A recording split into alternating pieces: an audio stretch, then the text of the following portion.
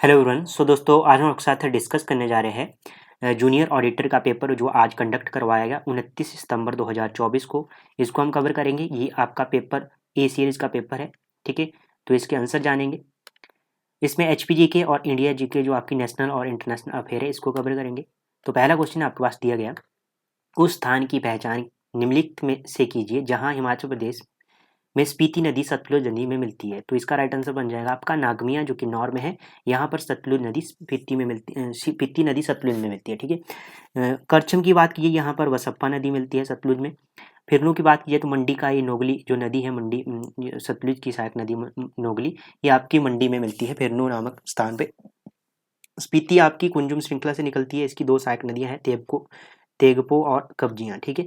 Next question है आपके पास second. इसमें आपको सुमेलित करना है, कौन सा निम्नलिखित हिमनद हिमाचल प्रदेश में अपने जिले के साथ सुमेलित है। तो इसमें राइट आंसर हो जाएगा आपका ऑप्शन डी। मियार की बात कीजिए लाहौल घाटी में है। बादल की बात की जाए तो कांगड़ा में है। दुदोन की बात की जाए तो ये कुल्लू में है। तो इसका राइट आंसर ऑप्शन डी हो जाएगा। नेक्स्ट है सिराज घाटी हिमाचल प्रदेश के किस जिले में स्थित है। तो सिराज की बात की जाए तो ये कुल्लू डिस्ट्रिक्ट में स्थित है। ऑप्शन आपका बी सही हो जाएगा। कुल्लू से आपने उज्जी घाटी को ध्यान में रखना है, मनाली में है। चंबा की बात की जाए, चंबा से आपने चुराहा घाटी, सिरमौर से पोंटा घाटी, क्यारदादून घाटी के नाम से जिसे जाना जाता है। कांगड़ा की बात की जाए वीरभूमि या वीर जो कांगड़ा घाटी है उसे वीरभूमि के नाम से जाना जाता है। ये आपने ध्यान रखना। नेक्स्ट क्वेश्चन है फोर्थ। इसमें पूछा गया है, हिमाचल प्रदेश के कांगड़ा जिले के निम्नलिखित कस्बों में से उसकी पहचान कीजिए जिसकी वर्ष 2011 की जनगणना में सबसे अधिक महिला जनसंख्या रही। तो उसका राइट आंसर बन जाएगा ऑप्शन बी पालमपुर, ठीक है। नेक्स्ट क्वेश्चन है, वर्ष 1966 में नालागढ़ तहसील के हिमाचल प्रदेश में विलय से पहले यह किस निम्नलिखित जिले का भाग थी। तो ये अंबाला का थी। ऑप्शन आपका ए सही हो जाएगा, ठीक है। नेक्स्ट क्वेश्चन है, हिमाचल प्रदेश में पूंजी व्यय वर्ष 2024-25 में अनुमान से वर्ष 2023-24 से संशोधित अनुमानों में निम्नलिखित कितनी कम है। तो अनुमानों में से कितनी कम है इसमें पूंजी की बात की जाए तो इसमें है ऑप्शन सी सही हो जाएगा, लगभग 8 लाख%, ठीक है। नेक्स्ट क्वेश्चन है, हिमाचल प्रदेश सरकार की डॉक्टर यशवंत सिंह परमार विद्यार्थी ऋण कर्ज योजना वर्ष 2023 में छात्रों से लेने वाले ब्याज की दर की पहचान कीजिए। तो इसका ऑप्शन बी सही हो जाएगा, ठीक है। ये जो आपका गिराज का जो एडिशन सितंबर वाला 25 सितंबर को आया, इसमें हमने इसको कवर करवाया है, ठीक है। नेक्स्ट क्वेश्चन है 8, वर्ष 2023 में हिमाचल प्रदेश के बारे में कौन सा निम्नलिखित सही है। तो इसमें बात की जाए तो बैंकों द्वारा यह कृषि की कर्ज कुल ब्याज का 19% है, 19 नहीं है। स्टेटमेंट की बात की जाए तो ये 17.48% है। आईसीसी बैंक की यहाँ शाखा 40 नहीं है, 55 है। ये भी स्टेटमेंट गलत होगी। कुल्लू की बात की जाए, कुल्लू जिले में सबसे कम बैंक शाखा है, ये भी गलत है क्योंकि लाहौल स्पीति में सबसे कम है। लाहौल स्पीति जिले में सबसे कम बैंक शाखा है। तो ये दोनों एलिमिनेट हो रही थी। ऑप्शन आपका डी सही हो जाएगा, ठीक है। नेक्स्ट क्वेश्चन है, हिमाचल प्रदेश में वशेश्वर महादेव के मंदिर की स्थिति की पहचान निम्नलिखित जिले में से कीजिए। तो इसका राइट आंसर बन जाएगा कुल्लू के बजरौरा में है ये आपका, ठीक है। ये आपने ध्यान में रखना है। और बजरौरा में ये है मंदिर। उसके बाद लघु पाषाण शिव मंदिर आपने ध्यान रखना है, जगत सुख में है। गौरी शंकर मंदिर ये एक तो नग्गर में है, एक दसाल में है, ठीक है। मंडी से पंचबक्कर और त्रिलोकीनाथ मंदिर को आपने ध्यान रखना है। कांगड़ा की बात की जाए तो श्री दुर्बेश्वर महादेव और आशापुरी मंदिर ये आपने ध्यान रखना है। महामाया बालासुंदरी की बात की जाए त्रिलोकपुर कांगड़ा सिरमौर में है, ये भी आपने ध्यान रखना है। देई साहिब की बात की जाए पौंटा में है, ये भी आपने ध्यान रखना है सिरमौर। उसके बाद मानगढ़ में एक मंदिर है सिरमौर में, पछाद क्षेत्र में ये मंदिर है, ठीक है। तो ये आपने यहाँ से ध्यान में रखना है। नेक्स्ट क्वेश्चन है, हिमाचल प्रदेश में national park of wild life sanctuary कितने हैं। तो इस क्वेश्चन को थोड़ा सा समझने में मैक्सिमम स्टूडेंट को गलती हुई होगी क्योंकि national park of wild life sanctuary की बात की गई है इसमें। तो सबने 5 ऑप्शन किया होगा, परंतु मैं इस क्वेश्चन को ड्रॉप छोड़ता हूँ क्योंकि फाइनल स्कीम देखें इसका आंसर क्या बनेगा। वैसे तो आपकी बात की जाए तो इसमें थोड़ा एक्सप्लेन जान लेते हैं। ग्रेट हिमालयन नेशनल पार्क की बात की जाए तो ये पहले वन्यजीव अभ्यारण्य था 1884 ईस्वी में, 1984 ईस्वी में सॉरी। उसके बाद ये नेशनल पार्क का दर्जा इसे 1999 में मिला, ठीक है। और इसका क्षेत्रफल है 1171 किलोमीटर स्क्वायर किलोमीटर और 2014 में इसे यूनेस्को में शामिल किया गया। तो ये तो आपका ये बन गया। इंद्र किला की बात की जाए तो ये नेशनल पार्क का 2010 ईस्वी में से स्थापना हुई, नेशनल पार्क ही था ये।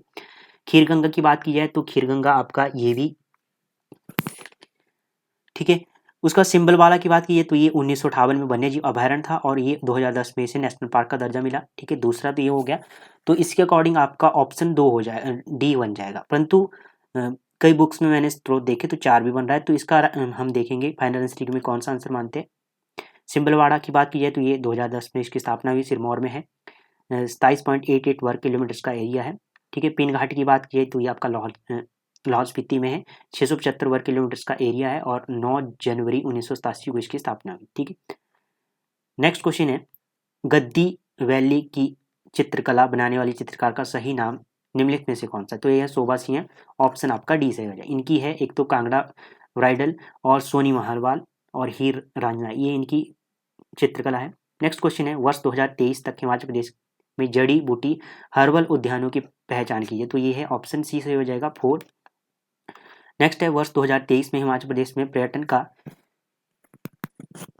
जीडीपी से सही योगदान निम्नलिखित में से कौन सा है। तो वो है 7, ऑप्शन ए सही हो जाएगा। नेक्स्ट क्वेश्चन है एचपीजीके का, मुख्यमंत्री आवास योजना के अंतर्गत हिमाचल प्रदेश में दिसंबर 2023 तक कितने आवास गृहों की अनुमति मिली। तो कितने की मिली, ऑप्शन सी सही हो जाएगा 533। इसमें भी मुझे डाउट है। ठीक है, तो ये इसका राइट आंसर ऑप्शन सी है, परंतु फाइनल आंसर की में देखते हैं इसका राइट आंसर कौन सा मानते हैं।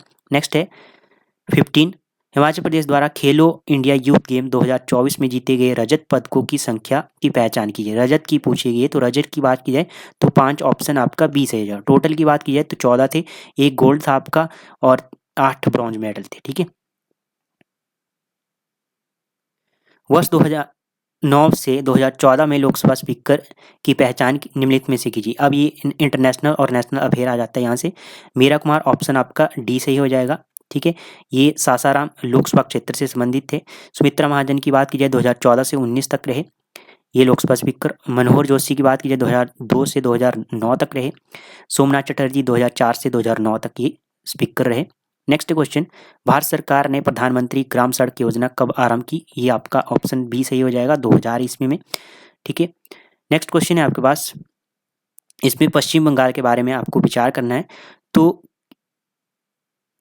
इसकी कृषि जीडीपी 30% है। पहली स्टेटमेंट गलत है, इसको आप सही करते। इसमें दुर्गा पूजा मनाई जाती है, तो ये सही होगी स्टेटमेंट। अब आप 2 ऑप्शन आपकी कट गई। ठीक है। उसके बाद अब देखेंगे इसके हाईकोर्ट का न्यायाधिकार पश्चिम बंगाल तथा अंडमान तथा निकोबार द्वीप समूह दोनों के साथ है, तो ये स्टेटमेंट सही है। तो इसके अकॉर्डिंग ऑप्शन आपका सी सही हो जाएगा। ठीक है। नेक्स्ट क्वेश्चन है आपके पास, 16वीं लोकसभा 2014 से 2019 में महिला सांसदों के भाग के प्रतिशत की पहचान कीजिए। तो वो था ऑप्शन ए सही हो जाएगा 12.5%। ठीक है, 62 के आसपास महिलाएं थी। 18वीं लोकसभा की बात की जाए तो इसमें महिला है 74। ठीक है, परसेंटेज बात की जाए 13.62% है। और 2019 की बात की जाए तो इसमें 78 महिलाएं हैं और यदि प्रतिशत में बात की जाए तो 14% है। ठीक है। नेक्स्ट क्वेश्चन है, विस्तारा एयरलाइंस संयुक्त परियोजना किसके बीच है। तो ये है टाटा सन्स और सिंगापुर एयरलाइंस के बीच, ऑप्शन बी सही हो जाएगा। नेक्स्ट क्वेश्चन है,